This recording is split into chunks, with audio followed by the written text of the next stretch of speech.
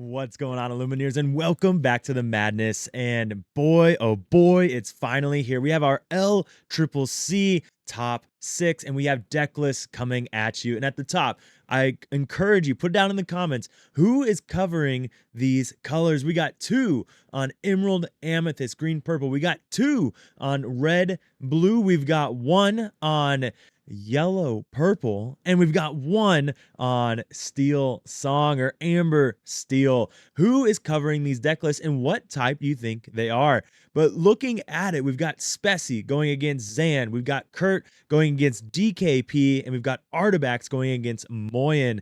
And this is elimination now, all right? These deck lists that you guys are about to see are what they are running for the rest of the event. So it is all out there. They know what they're playing. They know what they're up against. They know who they're up against. Who is going to come out on top? Who's going to be the next LCCC champion?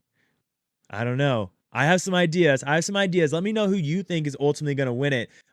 My money's on Kurt. It has to be on Kurt. I love Kurt. I think he's a great player. I'd love to see Spessie win. I think seeing Spessie win would be really awesome and really cool. He has a lot of doubters out there playing at this league, but I think that'd be awesome. I'd be happy seeing any of these guys win. But my money's on Kurt, but I think I would really love to see Spessie win. But let's get into the deck list. That's what you guys are here for. That's what we're going to do. And starting off, we've got Spessie, all right? And Spessie, of course, you already saw there was no purple steel colors, and he is rocking some amber amethyst, some yellow purple. And when you look at this list, it's different than what he's been running, right? He has his purple that he does love. He has that ability doing all the nasty bounce things and the crabs and lots of draw. We're looking at 16 1-drops, so ability to just go really, really fast, which is going to be really important when you see that they have two red-blue players and an amber steel player. Looking at the rest of it, though, we do have that Madam Mim that just makes things rather difficult, you know, that it makes it so these different characters can challenge into things they normally can't. And Peter Pan now has 3, so they could take out, for example, a Diablo in a Cove if that was a possibility. So there may have been some of that, you know, thinking, all right, if I'm against Zan will probably be on green steel because blue steel is, you know, kind of dead. But unfortunately, it didn't work out. But you never know. Having a rush character with 3-4 is not a bad thing. Meanwhile, we got the new Pascal, which I love to see. That 3-3 questing for 3 and evasive. Gonna be able to do a lot of work. Iago coming in 4-6-1. Saw a lot of Iago this past weekend. Really being able to beat up on those green-purple discard decks. And then, of course, it's very different, right? We do have the Lantern, which is super spicy and super exciting. That ability to just kind of start cheating out even more characters. With 16 1-drops, you could go Daisy on 1, Lantern on 2, into a, you know, one of these 1-drops on 2 as well. And in turn 3, you're able to drop a Pascal. You're able to do all these other things. Maybe you just drop 3-4 1-drops if you have them all. There's a lot of options with that Lantern. So you get all these down, and then turn 4, you drop a library, you move a character in there. Lots and lots of opportunities to just go really wide, really fast. He has no reach, so that is important to note. There's no goats, there's no cobras, none of that. And those cobras have been really important for Spessie during this event. So let's see how it goes. But his draw package coming from Library, the Cantrips, and Rapunzel, it's an exciting deck. I imagine that we're going to see a lot of this in the future, but we'll see how it does against Zan.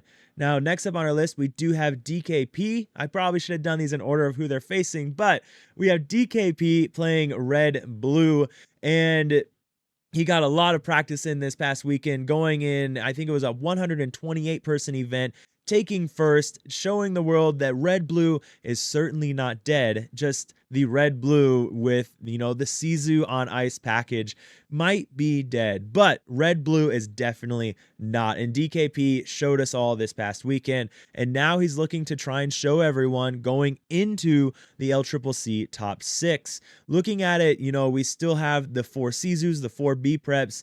I was curious if he would drop this down to maybe 3, because one of his losses was because he bricked so hard, and then another game that it was streamed, he almost bricked so hard that he lost again because he just needed to top deck ink, and he did. He got it, but I was curious if he would drop it, but he stayed there. It worked for him, so we're gonna stay there. Still running the 3 all is found, that card in case I do run into discard. All is found, helping me get out of that by getting the ink, getting up to the B prep, the big Sizu, things like that. So the deck, very similar to what we've seen, very similar to what he is trying to do. He's trying, so many win cons between the manners, and we saw parts of how it works, right? We know how it works. Just piloting as well as DKP is going to be the challenge, right? Do you get down the manners and then control the board with the sharks and the B preps? Or how high do you get in lore before you can just start B prepping everything, slam down the manners, continue to B prep things? How much do you have to cycle with a Maui half shark in all of your actions on the field? DKP figures those things out, and it's up to everybody else to figure out as well and what that challenge is. And that's part of what makes this deck so difficult, is what win con are you trying to utilize at a specific time. So the deck just doing those crazy plays, and anyone that's up against them is going to have their work cut out for them.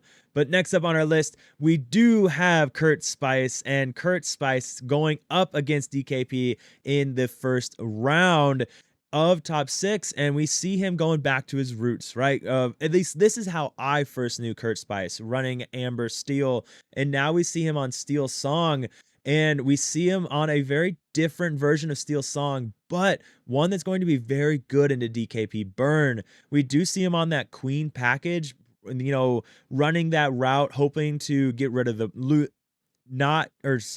dodge the brawls. Queen being very good at that. We see the aerial is going to be a lot of work in case he got paired against Spessie,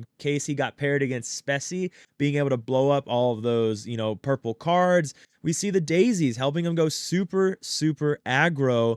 But the list, I've found a lot of success with Steel Song into the DKP burn decks. We just have a lot of answers for it, with the Zeuses and the Strengths being able to answer those Maui half sharks. Queen is a one way that you can answer the manners if you really cared to. A lot of the time you just kind of ignore them, but Queen lets you answer those manners really well. Meanwhile, Whole New World is just really effective into that, those DKP burn decks as well. It makes them have to slow down their draw. It makes them have to consider things. Maybe they lose a bunch of win cons with that Whole New World. So the deck is just going to be able to go really fast with those 4 daisies.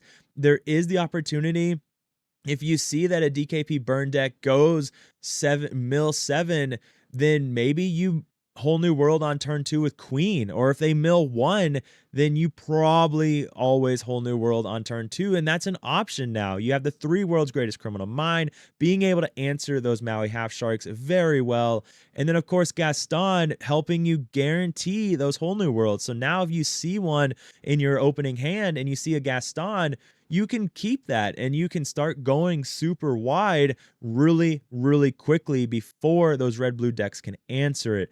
So Kurt definitely has his hands full. Going against red-blue, it is still not an easy matchup for Steel Song, but I do think it's better than the, Sizu on Ice. And I do think that this matchup is probably the one that DKP is most worried about. That the DKP's deck, it's afraid of Zeus, it's afraid of World's Greatest Criminal Mind, it's afraid of Pete's. Pete slowing down those actions, preventing them from going fast with these daisies, the Smees, the Lawrences, blowing up his characters. There's just a lot of opportunity in this deck to really mess things up for him. So it's going to be a really interesting game, one that I'm really looking forward to seeing. Next up, we do have Zan, and there we go. He's on red-blue. This is not blue steel. This is not green steel. He is on red-blue. And we have seen him run red-blue in the past. He did, I believe, run it at one of the SSG, the Southside Gaming tournaments. But I do not remember if he was on this version or if he was on Sizu on Ice. But this time he's going with that Pirate's Life Maui burn, but he is opting to run the Bell package, opting to run the Brawl. So he's giving up some of those really good like late game win strategies to try and guarantee that he survives the early game. Bell helping to do that. Bell being able to just kind of fight off that early aggression, and then Brawl being able to help you fight off that early aggression. Those doing really good things. But the problem is if he faces off against DKP, he's not he will have a really hard time. He does not he is running 7 cards that are essentially built for to beat the early aggro, but kind of 7 really bad cards going against the mirror.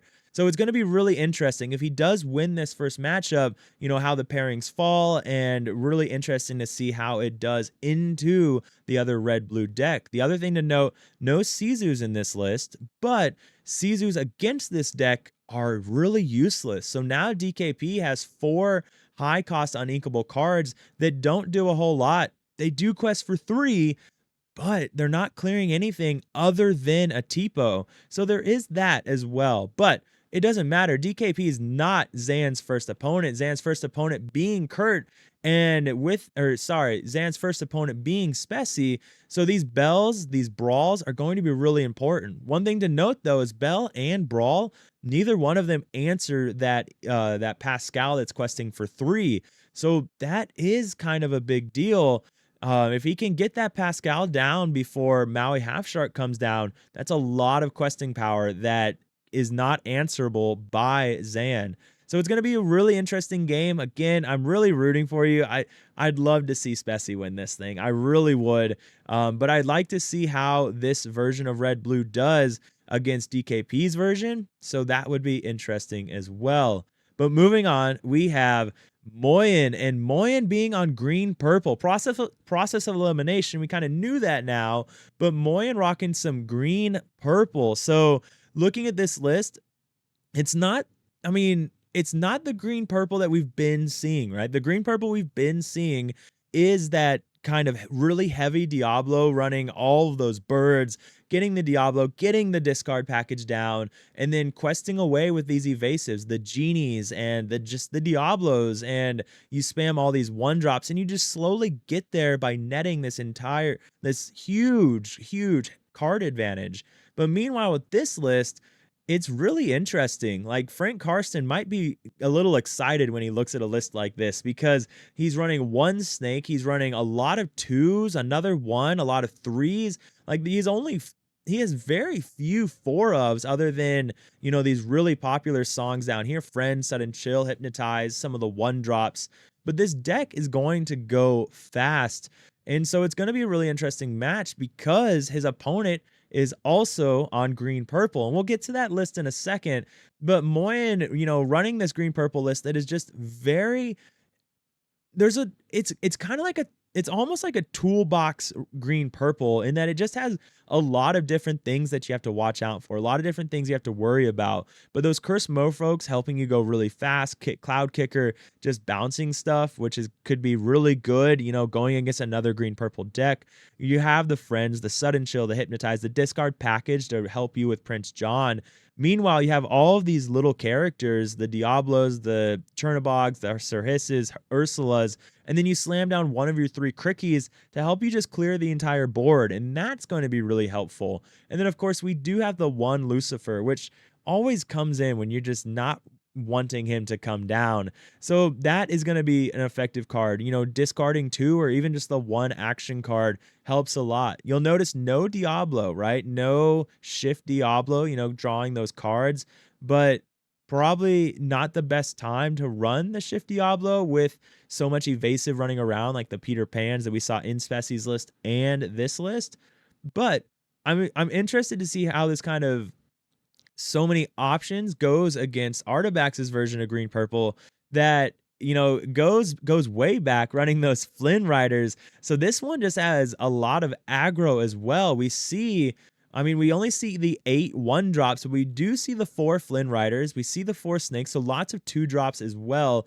Flynn Riders not something we've seen in quite a while. And it's actually in a really good position because there's just not a lot of stuff that answers Flynn Rider without challenging right now. So they're going to have to discard a card. Meanwhile, if you played Merfolk into Flynn Rider to banish both of those when you don't run brawls, when you don't run these cards that help you banish them, you're discarding cards. And so that is going to be a huge plus for Artabax because when you look at Moyen's list, there's not, I mean, unless he bounces them with Kit Cloud Kicker, then there's not a lot that he can do here to answer those without discarding cards from his hand. Meanwhile, we do have Ursula, we have this package, the Peter Pan, and then we do run the 3-drop Ursula, and that is going to be massive, right? That 3-drop Ursula coming down, being able to sing, double sing Sudden Chill, double sing Friends, double sing Mother Knows Best, so you can return 2 characters to their opponent's hand. I mean, you can even play this on your own field as well. So maybe you just really want that crab back. So crab goes back to your hand, and so now you give +3 to something. So maybe you needed to give +3 to Ursula to hit something that Moyen played. So that offers a lot of opportunities as well. The 2 we don't talk about, Bruno's, lots of 4 rabbits for draw, the 4 goats for reach. So you have all this aggro stuff, and then you play a goat. But imagine this, right? So you play Ursula on 3, and then you play goat on 4, and then you sing Mother Knows Best to bounce the goat, right? And then maybe you bounce something else. So that could be something. I guess bouncing it twice isn't going to be a thing, but I mean, it's Mother Knows Best on goat, still pretty good. It's another bounce. So this deck is really interesting. I'd imagine that this is another one that we're going to see a lot of running around on Pixelborn Connect and that other site here pretty soon. But ladies and gentlemen, that's the list. Who do you think's going to win? All right. Who has this in the bag? Who is going to be our, who's going to win the first round? Who's going to win the whole kit and caboodle? What do you think? Were your guesses right on who was going to pick what colors? And did you expect what you saw? But most importantly, who do you think is going to win? Again, if you want to see how things are going, go to LCCC.live. That's LCCC.live. That's where you can see who's going to be streaming what matches, when the pairings are, and when the game is going to be played once the pairings are made. So right now, the players are deciding when are we going to play. Once that's official, Pavel will update LCCC.live, and you can see it all there. Ladies and gentlemen, again, huge shout out to Pavel. This would not be possible without him, and he definitely deserves all the love that we can get him. He truly is the champion of Lorcana, in my opinion. But with that being said, I hope you guys enjoy the video, and yeah, as always, remember, stay happy and healthy, and I'll see you next time.